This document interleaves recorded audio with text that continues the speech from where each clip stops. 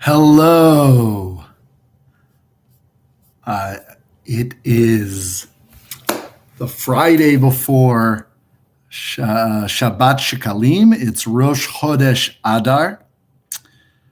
And this Shabbat, in addition to the regular weekly Parsha, and in addition to the special Torah reading for the new moon, for the beginning of the month of Adar, we will also read Parshat Shekalim, the passage from the book of Exodus, which contains the commandment for every adult Jewish male to make a half shekel contribution each year to provide the tabernacle in the desert and later the temple in Jerusalem its operating budget. Now today, we don't have a temple to which we could pay this half shekel contribution. And so instead of giving the half shekel, we read this text that describes the mitzvah in order to fulfill with our mouths and our hearts what we cannot fulfill in practice.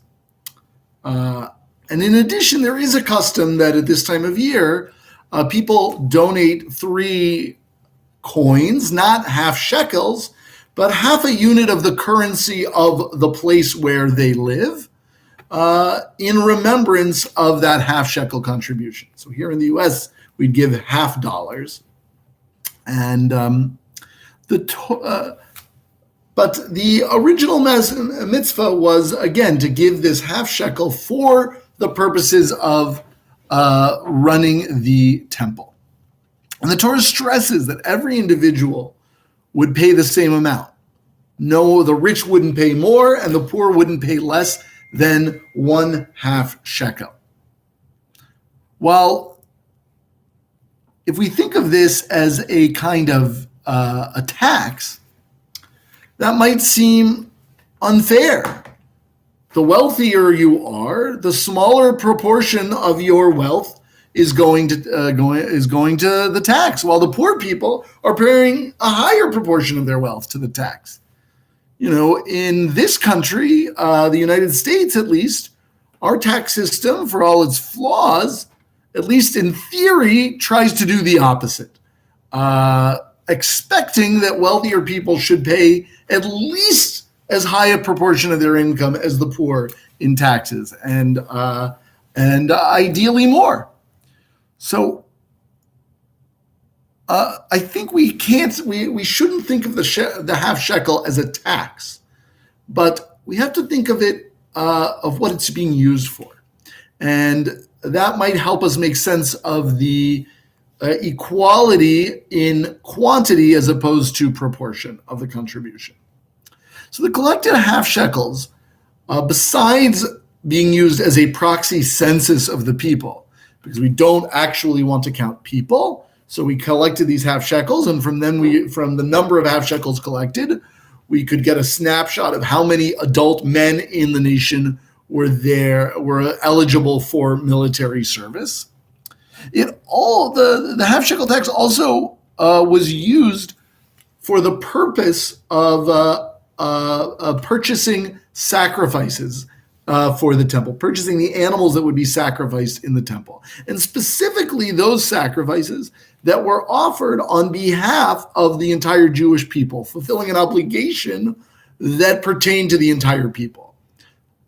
And by mandating a contribution of 1/2 shekel from every adult male, the Torah ensured that the funds would be considered the equal shared property of the entire Jewish people, and that any sacrifices purchased with these funds would belong to the entire people, and that they therefore could be offered on behalf of the entire people as one.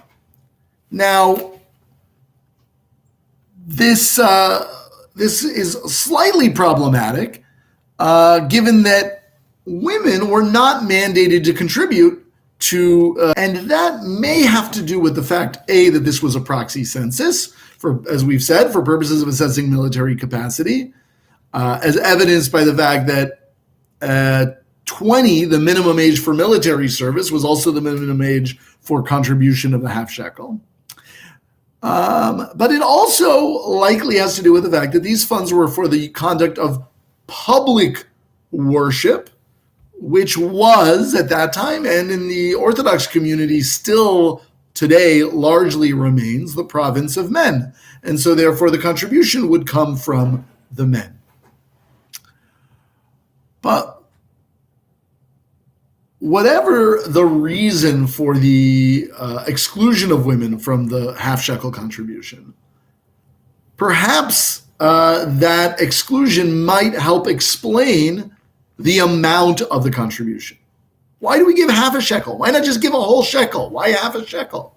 And perhaps men contributed a half shekel because without the contributions of women, the men's contributions by themselves were incomplete, only a half measure. And so they gave a half shekel to acknowledge that incompleteness. Now, even if you don't buy this idea that the Torah is in fact subtly critiquing the very exclusion of women that it is mandating in this mitzvah by making the contribution one of half measures, I do think the half shekel, the half unit measure for the contribution is sending a message about the way that all of us, by ourselves, are incomplete. Individuals don't give whole shekels because no individual by themselves is complete and self-sufficient. We are only complete when we come together with others. And to a certain degree, as Jews, we are only complete when we stand together with the entire Jewish people. So my contribution can't be more than half a shekel because I don't want to ever to be able to say that my contribution by itself is complete. My contribution is only complete when it comes together with the contributions of others. And so the individual would make his half shekel contribution, which embodies the incompleteness of the individual in isolation. But these half shekels would come together to purchase sacrifices which themselves had to be whole, complete. Every animal offered on the altar could have no missing limbs or even blemishes. It had to be whole, symbolizing the wholeness of the entire people on whose behalf it was altered. This idea that individually we are incomplete, but we achieve wholeness in community, in society, runs counter to the dominant ethos of individualism in the United States. Some time ago, long before COVID, I used to go to coffee shops to write my drashot and to answer emails. And I like to be with people when I was doing my own private work. And once I went to a coffee shop to work on my drasha, and my favorite coffee shop, and all the tables were filled. It wasn't just my favorite coffee shop. And I was about to just turn around and leave, take my laptop and my coffee to go and find somewhere else to sit, when a man beckoned me over to share his table. And we got to talking. His name was Luke, and he had recently moved to the U.S. for graduate school after working for years in the global South, where he and Luke and I actually got to talking and bonded over being both new homeowners and new to the area. This was back when I was in California, and Luke commented about how strange he found it that in the U.S. People feel the need to own all the tools they might ever need to maintain their home. And Luke said he preferred to buy only the tools that he needed on a regular basis and to borrow anything else he might occasionally need from his neighbors. And he said this wasn't because he couldn't afford to buy his own tools, but because it just seemed wasteful to him. He said borrowing tools from his neighbors helped him feel more connected to his neighbors and to build relationships with them and to build a community for himself in this country that he was still getting to know. And I thought about how when I bought my first home, how I immediately started filling its garage with tools. Whenever there was a project that needed a particular tool, unless I really couldn't afford it, I'd go to the store and buy it, even if I didn't expect to use that tool again for months, maybe years. And when I think about it, it's quite wasteful. And I don't think I'm alone in doing that, though. And I wonder, why is it that my first instinct, and I think for many of us, our first instinct, unless we're really short of cash, is that we'd prefer to have a garage full of tools that we're mostly not going to use than to ever be in the position of asking our neighbors to borrow a drill or a saw. And I think part of this has to do with the fact that we are living in a country where we're all raised steeped in an ideal of rugged individualism. You know, we're raised on images of the self-sufficient homesteader out on the frontier, taming the wilderness in isolation, or the self-made man who came to this country with nothing and went from rags to riches. But the truth is, there are no self-made men. Anyone who has anything achieved it with the help of others. And the myth of rugged individualism has given us only an epidemic of loneliness, which was widespread in this country even before the social isolation that has accompanied the COVID-19 pandemic.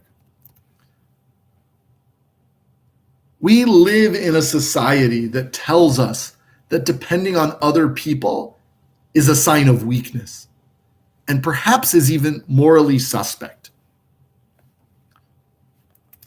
As a result, when we do rely on others, we're loath to even admit it. According to one study from 2012, 1 in 3 American men says he prefers to hide feelings of gratitude rather than express them. But the truth is that everybody depends on a family, a community, and a nation for our physical survival. And it's no less true in the realm of the spiritual. We are not a religion of hermits or monks on mountaintops. Except for a tiny number of prophets and mystics, which I could count on one hand, our spiritual heroes were not people who isolated themselves or separated themselves from society, because God's presence favors us when we're united together. By mandating a gift of a half shekel and not a whole shekel from each individual, the Torah drives home that each individual on their own is incomplete. And I think this is connected to why we read Parshat Shekalim in Adar. One of the major themes of Purim is Esther's choice not to isolate herself from the Jewish people when they were under threat from Haman. Her choice to risk her own life by outing herself as a Jew is ultimately what saved her.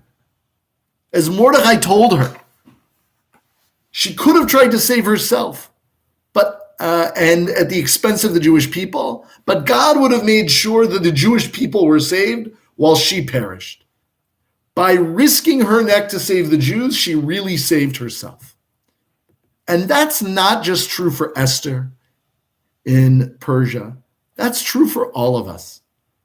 When we try to protect ourselves by walling ourselves off from others, by separating ourselves from community, we are separating ourselves from the very thing that will save us. That doesn't mean we have to gather together physically at a time when doing so puts us and others at risk. Ironically, we are living at a moment when the most antisocial thing you can do is to gather together to socialize. Right now, being a member of a community and being a good citizen requires us to stay as physically separate as we can. When we do gather with others, we should stay more than 6 feet apart, and we should wear masks, preferably 2 masks. And we should keep those interactions as limited and brief as we can. But at the same time, it's vitally important that we find ways to stay connected. We can look to the mitzvot of Purim for a model of techniques for building communal unity, even when we are physically dispersed, as the Jews were during Achashverosh's reign. The Megillah uses the word spread out, scattered, to describe the Jewish communities. So they weren't physically connected, but they managed to stay spiritually, socially united. How do they do that? Well, the 4 mitzvot of Purim are that we read the Megillah, participating in the telling of the story of our people, participating in the conversation around our people's experiences and narratives. On Purim, we build community through the Suda, the festive meal. Now, even if our Purim meals this year don't involve inviting guests, by having a meal to celebrate the joyous moments of our people's history, we connect with all the others who are celebrating at the same time. And on Purim, we build unity by sending food to our friends. Even if our friends have food, they could make their own Purim meal. They don't need us to send them hamantashen in order to have something to celebrate the holiday with. By sending them gifts of food, we are connecting our celebration with theirs. And we build unity by giving gifts to those in need, by looking out for the welfare of everyone in our community, making everyone's welfare our business, binding us together as one community.